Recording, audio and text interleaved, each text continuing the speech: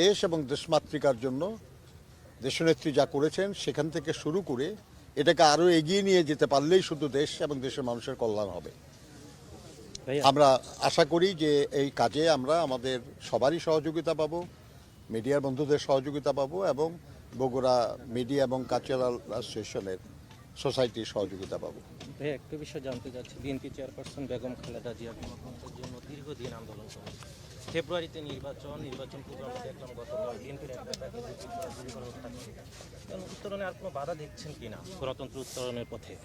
এই ধরনের ব্যাপারটা হচ্ছে যে সব ভালো কাজের শত্রু থাকে, সব ভালো উদ্যোগের বিরোধিতা থাকে, কাজেই এটা অস্বাভাবিক কিছু না।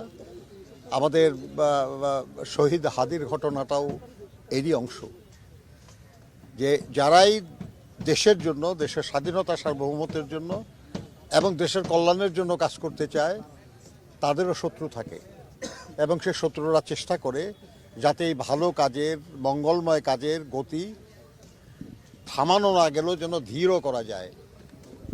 কিন্তু আমি বিশ্বাস করি যে দেশের মানুষ তারা আন্দোলন সংগ্রামে পুড়ে খাঁটি সোনা হয়ে গেছে, কাজেই তাদেরকে এসব কোনো অপকর্মের দ্বারা ঠেকায় রাখা সম্ভব হবে না।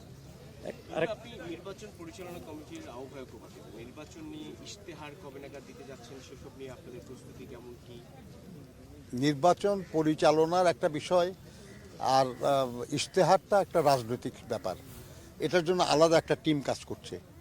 আমার ধারণা খুব শিগগিরই হবে, কিন্তু এটা নির্বাচন পরিচালনা কমিটির কাজ না। নির্বাচন পরিচালনা কমিটির সদস্য হিসেবে কোনো ধরনের প্রতিবন্ধকতার মুখে আপনারা পড়ছেন কিনা, এই অর্থে যে অনেক বিদ্রোহী প্রার্থী এখনো রয়ে গেছে আপনাদের দলের, তাদের বিষয়ে? আবার বলি আপনাকে যে আমরা নির্বাচন পরিচালনা কমিটিতে যারা কাজ করছি তারা মূলত নির্বাচনের যে কর্মকাণ্ড সেই কর্মকাণ্ড পরিচালনার দায়িত্ব। দলের মধ্যে যারা দলের সিদ্ধান্তের বাইরে যারা প্রার্থী হয়েছে সেটাকে দেখা, সে ব্যাপারে ব্যবস্থা নেওয়ার দায়িত্ব কিন্তু দলের, নির্বাচন পরিচালনা কমিটি না। তারপরেও আমরা যেটা বলবো সেটা হলো যে দেখেন, আমাদের মতো একটা এত বড় দলে যোগ্য প্রার্থী প্রচুর, সেখানে অনেকেই দলের সিদ্ধান্ত মনে করেছে আর কি যে এই সিদ্ধান্তের চেয়ে তাকে যদি মনোনীত করা হতো তাহলে আরও ভালো হতো, তো তারা সেই জন্য চেষ্টা করছে এবং প্রত্যাহারের সময় শেষ হয় নাই। আমরা আহ্বান জানিয়েছি তাদেরকে যে দলের সিদ্ধান্তের প্রতি যেন তারা শ্রদ্ধাশীল হয়ে তারা মনোনয়নপত্র প্রত্যাহার করেন।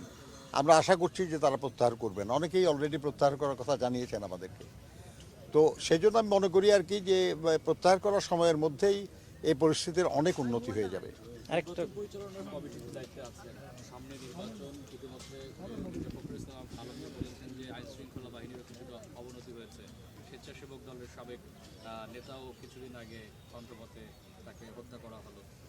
সার্বিক আইন শৃঙ্খলা পরিস্থিতির কোনো চ্যালেঞ্জ দেখছেন কিনা নির্বাচন সুষ্ঠু হওয়ার জন্য? দেখেন, একটা নির্বাচন সুষ্ঠু হওয়ার জন্য আইন শৃঙ্খলা পরিস্থিতি স্থিতিশীল হওয়া, উন্নত হওয়াটা তো গুরুত্বপূর্ণ ব্যাপার, কোনো সন্দেহ নাই। আমরা অনেক আগে থেকেই বলে আসছি এটা, এবং সরকারকে আমরা বলেছি যে তারা যেন এ ব্যাপারে প্রয়োজনীয় উদ্যোগ নেন। এই ব্যাপারে আমাদের জন্য যে সহযোগিতা করা প্রয়োজন আমরা সেটা করতে রাজি হয়েছি এবং আমরা সেটা করছি। আমরা কাজ আমরা এমন কিছু করছি না যাতে নির্বাচনের আগে কোনো আইন শৃঙ্খলা পরিস্থিতির সৃষ্টি হয়, কিন্তু দৈনন্দিন আইন শৃঙ্খলা পরিস্থিতি রক্ষার দায়িত্ব তো সরকারের। এই ব্যাপারে আমরা সরকারকে আহ্বান জানিয়েছি এবং আবার আহ্বান জানাবো যে তারা যেন অত্যন্ত সক্রিয় হয় এবং কৌশলী হয়। মনে রাখতে হবে আর কি যে যারা নির্বাচনটা এই সময় হোক চায় না, কিংবা যারা নির্বাচনের মাধ্যমে দেশে গণতন্ত্র উত্তরণ ঘটুক এটা চায় না, কিংবা যারা বাংলাদেশেরই একটা স্থিতিশীলতার বিপক্ষে, তারা তো সবাই চেষ্টা করবেই তারা আর কি যে নানান রকমের ঘটনা ঘটিয়ে একটা অস্থিতিশীল অবস্থার সৃষ্টি করা। কিন্তু আমরা ধারণা করি আর কি যে সরকার প্রয়োজনীয় উদ্যোগ নেবে এবং আইন শৃঙ্খলা পরিস্থিতির উন্নতি হবে। আরেকটা বিষয় জানতে চাচ্ছি, সামাজিক যোগাযোগ মাধ্যমে একটি বিষয় নিয়ে আলোচনা হচ্ছে। আমরা জানি ছাত্রদল বৃহৎ একটি সংগঠন, কিন্তু বিশ্ববিদ্যালয় কেন্দ্রিক নির্বাচনগুলোতে তারা কাঙ্ক্ষিত ফলাফল বা আশানুরূপ ফলাফল করতে পারছে না। এই ক্ষেত্রে কি দলীয় ফোরামে আলোচনা হচ্ছে এইসব বিষয় নিয়ে? এগুলো নিয়ে আলোচনা হচ্ছে, কিন্তু একটা জিনিস আপনাকে বুঝতে হবে যে বহু বছর আমাদের যে ছাত্র সংগঠন তারা বিশ্ববিদ্যালয় বা কলেজগুলিতে ঢুকতে পারে নাই, তারা কাজ করতে পারে নাই। কিন্তু যে সংগঠনটা মোটামুটি ভালো এখন ফলাফল করছে তাদের সম্পর্কে আপনারা জানেন যে তারা তাদের পরিচয় গোপন করে সরকারি দলের সঙ্গে থেকে তারা কাজ করেছে। এটার সুফলটা তারা এখন ভোগ করার চেষ্টা করছে, কিন্তু এই কৌশলটাকে আমরা কখনোই ভালো কৌশল হিসেবে মনে করি নাই, ওই কৌশল আমরা গ্রহণ করি নাই, কাজে ওই কৌশলের ফল আমরা আশা করিও না। তবে আমরা এটা নিশ্চয়ই আশা করি যে আমাদের রাজনৈতিক দল হিসেবে আমাদের যে কার্যক্রম, আমাদের যে তৎপরতা, আমাদের যে ভবিষ্যৎ কর্মপ্রণালী, তার উপর অনেক কিছুই নির্ভর করবে। এই নির্বাচন তো শেষ নির্বাচন না, তাই না? এটা একটা মানে ট্রানজিশনাল সময়ের নির্বাচন। যখন একটা স্থিতিশীল অবস্থা আসবে, আমরা মনে করি যে তখন আমাদের দেশের ছাত্রছাত্রীরা তারা তাদের যে ভাবনা, তাদের যে আধুনিক চিন্তা, এগুলো দিয়ে তারা সিদ্ধান্ত নিতে পারবে। ধন্যবাদ। আসসালামু আলাইকুম। থ্যাংক ইউ ভাই।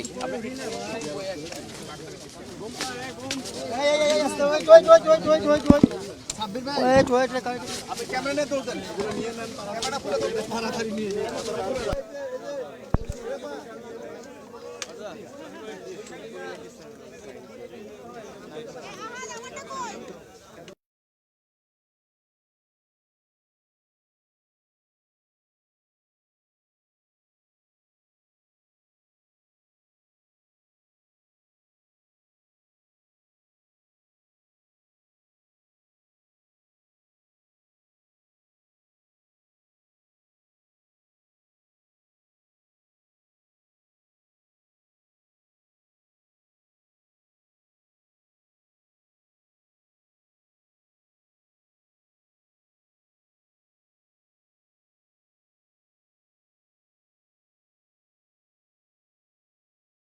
সর্বোচ্চ সতর্কতা জারি করা হয়েছে।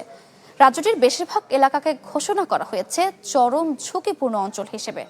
ভিক্টোরিয়ার লংউড এলাকায় দাবানলে প্রায় 36,000 হেক্টর জমি পুড়ে গেছে, ধ্বংস হয়ে গেছে অন্তত 20টি বাড়ি। এতে শিশুসহ এখনও নিখোঁজ বেশ কয়েকজন। মেলবোর্নে তাপমাত্রা 42 ডিগ্রি সেলসিয়াস, আর রাজ্যের উত্তর পশ্চিমাঞ্চলে তাপ 45 ডিগ্রি সেলসিয়াস ছাড়াতে পারে।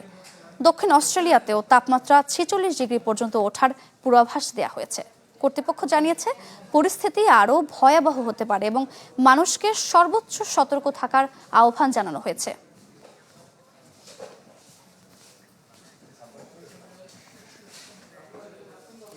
রাশিয়ার কাছ থেকে তেল ও ইউরেনিয়াম কেনার অভিযোগে ভারত সহ কয়েকটি দেশের উপর সর্বোচ্চ 500% আমদানি শুল্ক আরোপের একটি বিলে সম্মতি দিয়েছে মার্কিন president Donald Trump. Republican senator Lindsey Graham ও ডেমোক্র্যাট সেনেটর রিচার্ড ব্লুমেনথালের প্রস্তাবিত এই দ্বিদলীয় বিল পাশ হলে রাশিয়ার সাথে বাণিজ্য চালিয়ে যাওয়া দেশগুলোর উপর যুক্তরাষ্ট্র কঠোর অর্থনৈতিক নিষেধাজ্ঞা দিতে পারবে। বিলটির লক্ষ্য রাশিয়ার যুদ্ধ অর্থনীতিকে দুর্বল করা এবং ইউক্রেন যুদ্ধ বন্ধে প্রেসিডেন্ট ভ্লাদিমির পুতিনকে আলোচনায় বসতে বাধ্য করা। আগামী সপ্তাহেই বিলটি সিনেট ভোটে উঠতে পারে বলে জানিয়েছেন তারা।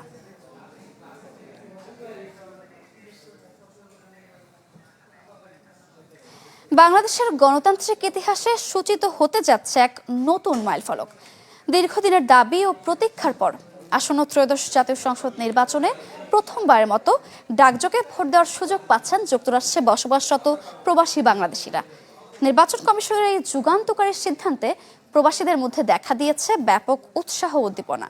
যুক্তরাষ্ট্র থেকে সিদ্দিকুর রহমান সুমনের পাঠানো তথ্যচিত্রে ডেস্ক রিপোর্ট।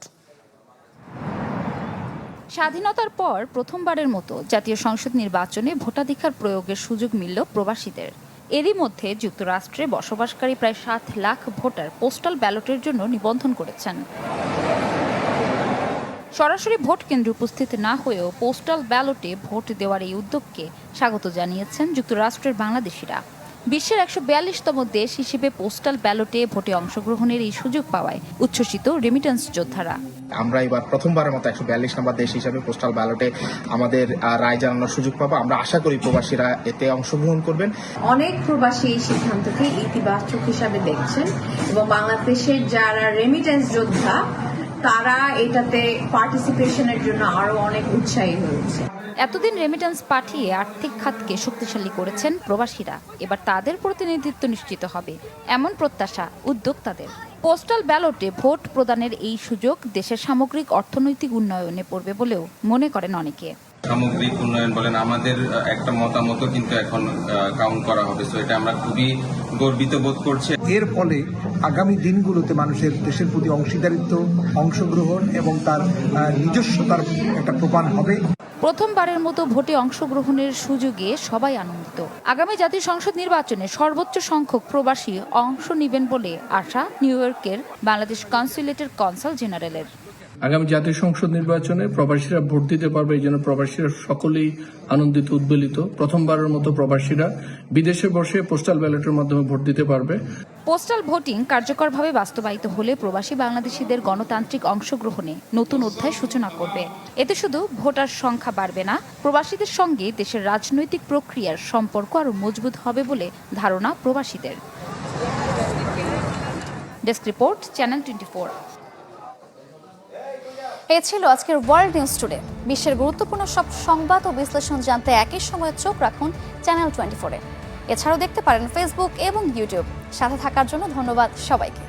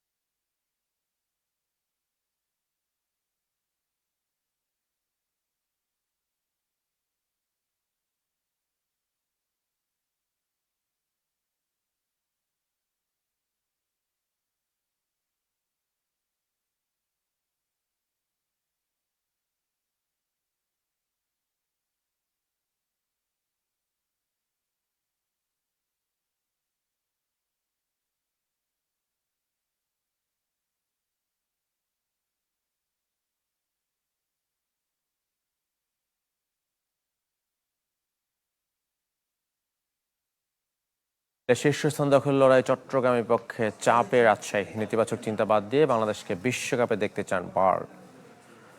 মার্শেইকে হারিয়ে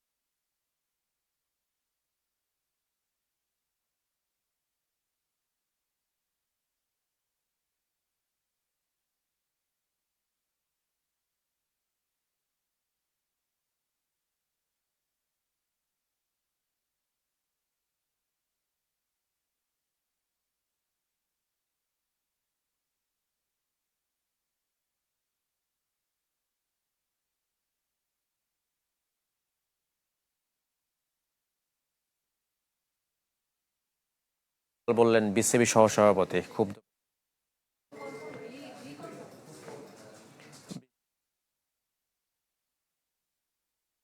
নেতিবাচক চিন্তা বাদ দিয়ে বাংলাদেশকে বিশ্বকাপে দেখতে চান বার্ল।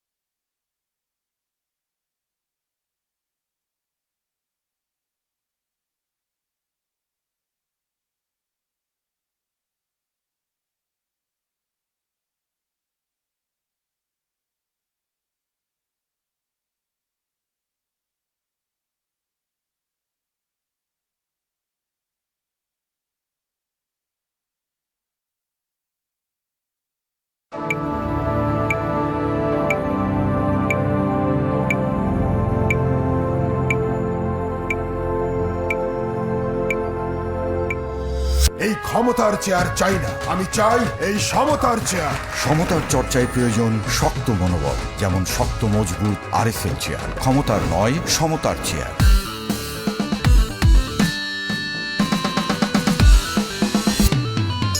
বিশ্বকাপ ইস্যু নিয়ে বক্তব্যের জেরে তামিমকে দালাল বললেন বিসিবি সহসভাপতি। ক্ষুব্ধ প্রতিক্রিয়া ক্রিকেটারদের।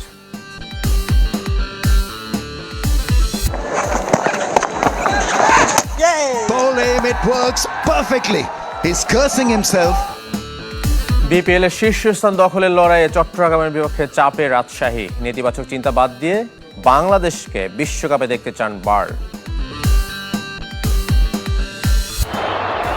Steps up and Desiree Douay wins the Trophée des Champions for Paris Saint-Germain. মার্সেইকে হারিয়ে রেকর্ড 14 বার ফরাসি সুপার কাপ শিরোপা পিএসজির। মাদ্রিদ ডার্বি জিতে স্প্যানিশ সুপার কাপের ফাইনালে Real Madrid. Dull workmanlike side. They've got some defending to do here. Rodrigo, brilliant from him. Solo goal of his own making and finished superbly.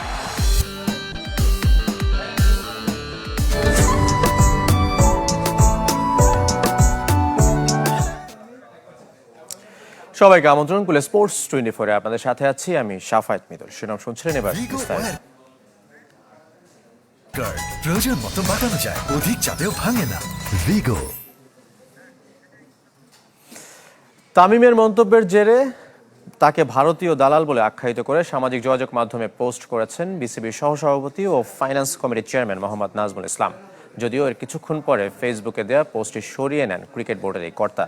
এমন কাণ্ডে ক্ষুব্ধ ক্রিকেটাররা নিন্দা জানিয়েছেন তাসকিন আহমেদ, রুবেল হোসেন, মুমিনুল হক, সাইফুদ্দিন, তাইজুল ইসলামের মতো জাতীয় তারকারা। নাজমুল ইসলামকে প্রকাশ্যে ক্ষমা চাওয়ার আহ্বান জানিয়েছেন তারা।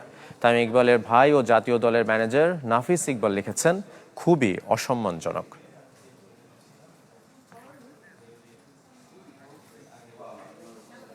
তামিম যেমনটা মন্তব্য করেছিলেন, আসলে টি-20 বিশ্বকাপ নিয়ে তৈরি হওয়া অনিশ্চয়তা আলোচনার মাধ্যমে সমাধানের পক্ষে ছিলেন তামিম ইকবাল।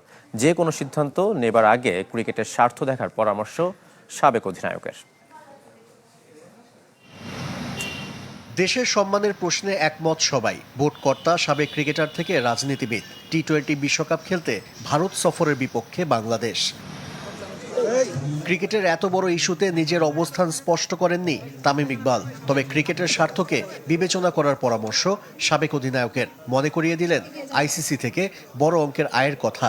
সবার মতো আমারও বাংলাদেশের ক্রিকেটের ইন্টারেস্ট হলো সবচেয়ে আগে, বাট আপনার ভবিষ্যৎ সবকিছু চিন্তা করে যে বাংলাদেশ ক্রিকেট বোর্ডের আপনি যদি দেখেন যে আমাদের 95% কিন্তু ফাইন্যান্স কিন্তু আইসিসি থেকেই আসে।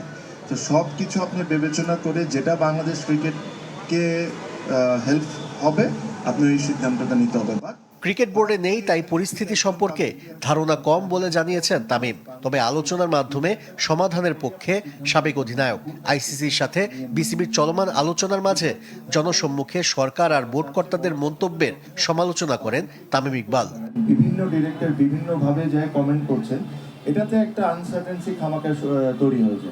সো আই এম শিওর ওখানে ক্যাপেবল লোকজন আছেন, বাংলাদেশের গভর্নমেন্টের এখন যারা দায়িত্বে আছেন তাদের সাথেও যা টিভিতে দেখে আলোচনা চলছে, ওনারা নিজেরা ইন্টারনালি একটা ডিসিশন নিয়ে ফাইনাল একটা ভার্ডিক্টটা সবার সামনে আনা উচিত। মিরপুরের সিটি ক্লাব মাঠে শুক্রবার থেকে শুরু হচ্ছে জিয়া আন্তঃবিশ্ববিদ্যালয় ক্রিকেট টুর্নামেন্ট, যার ট্রফি ও জার্সি উন্মোচনে উপস্থিত ছিলেন টুর্নামেন্টের শুভেচ্ছা দূত তামিম ইকবাল ও বিএনপির ক্রীড়া সম্পাদক আমিনুল হক। আশিক রুদ্র, চ্যানেল 24, ঢাকা। এবার বিপিএল এর খবর। দিনের প্রথম ম্যাচে চট্টগ্রামের বিপক্ষে চাপে রাজশাহী ওয়ারিয়র্সের সবশেষ সংগ্রহ 5 উইকেটে 80 রান। সিলেটে টস হেরে ব্যাট করতে নেমে 21 রানে ভাঙে রাজশাহীর উদ্বোধনী জুটি। 47 রানে ফিরে গেছেন টপ অর্ডারের তানজিদ তামিম, মোহাম্মদ ওয়াসিম ও অধিনায়ক নাজমুল হোসেন শান্ত। বিপর্যয় বাড়িয়েছে মুশফিকুর রহিমের বিদায়। ডিপেন্ডেবল থেমেছেন 15 রানে। আসরে প্রথমবার রাজশাহীর হয়ে খেলছেন আকবর আলী। টানা তৃতীয় জয়ের হাতছানি রাজশাহী ওয়ারিয়র্সের, একই সাথে শীর্ষস্থান দখলের সুযোগও। আর ব্যাক টু ব্যাক জয়ে তা ধরে রাখার চ্যালেঞ্জ চট্টগ্রামের।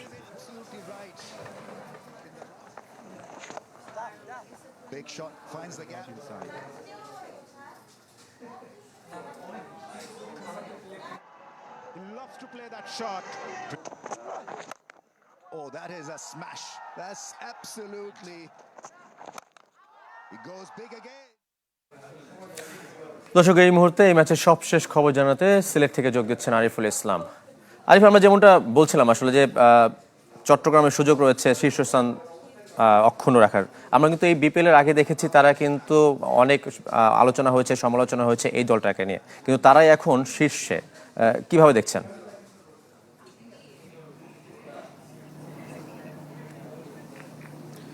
দেখুন, 4 ম্যাচে যদি বলি, 4টা ম্যাচে তারা জিতেছে 6 ম্যাচের মধ্যে। এবং বিসিবি যখন এই দলটার দায়িত্ব নিল, তাদের যে একদম শুরুর এই ফ্র্যাঞ্চাইজির মালিক যিনি এই দলের দায়িত্বে থাকতে যে অপারগতা প্রকাশ করেছে এবং তার পরবর্তীতে আমরা এই দলটাকে যেমন মাঠে খেলতে দেখেছি, সত্যিকার অর্থেই প্রশংসার দাবিদার। এবং পুরো দল হয়ে যে চট্টগ্রাম খেলছে সেটা তো দেখাই যাচ্ছে, ব্যাটে বলে দুর্দান্ত। এবং আজকের ম্যাচে যে রাজশাহী তো এবারের টুর্নামেন্টে অন্যতম যদি বলি শক্তিমত্তার দিক থেকে অবশ্যই এগিয়ে থাকে। এবং তারা চট্টগ্রামের বোলারদের এগেনস্টে খুব একটা সুবিধা করতে পারছে না। মুশফিকুর রহিম, নাজমুল শান্তদের আমরা দেখলাম, তানজিদ তামিমদের আমরা দেখলাম, আমির জামালদের সামনে যেভাবে তারা আসলে ভেঙে পড়েছে, সেক্ষেত্রে বলতেই হয় এই ম্যাচেও এখন পর্যন্ত চট্টগ্রামের হাতে লাগাম রয়েছে। সিলেটে রান হচ্ছে, গতকালের ম্যাচেও আমরা রান দেখেছি এবং বড় স্কোর কিন্তু গড়তে হয় এই মাঠে জিততে হলে। এবারের বিপিএলে আমরা সেটা লক্ষ্য করেছি। তো দেখা যাক আসলে রাজশাহী কত করে। তবে যতই করুক না কেন, চট্টগ্রামের ব্যাটিং লাইন আপটাও কিন্তু এই মুহূর্তে বেশ ফর্মে রয়েছে। তাদের দেশি বিদেশি তারকারা ম্যাচ জেতাতে পারেন, সেটা তো প্রমাণিত হয়েই গেল। এখন দেখা যাক আজকের ম্যাচটায় কি হয়। আরিফ, আপনাকে অসংখ্য ধন্যবাদ। দর্শক, আমাদের সাথে সিলেট থেকে যুক্ত হয়েছিলেন আরিফুল ইসলাম। এদিকে দ্বিতীয় ম্যাচে পয়েন্ট টেবিলের তলানির দল নোয়াখালী এক্সপ্রেসের বিপক্ষে মাঠে নামবে উঠতে থাকা রংপুর রাইডার্স। শুক্রবার খেলা বলে 1 ঘন্টা পিছিয়ে ম্যাচ শুরু সন্ধ্যা 7টায়। টানা 3 জয়ে টেবিলের দ্বিতীয় স্থানে ফেভারিট রংপুর। বিপরীতে 6 ম্যাচ খেলে এখনও জয়হীন নোয়াখালী।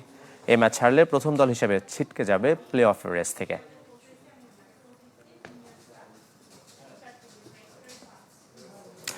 ভালোবেসে বারবার বিপিএল খেলতে আসেন রায়ান বার্ড।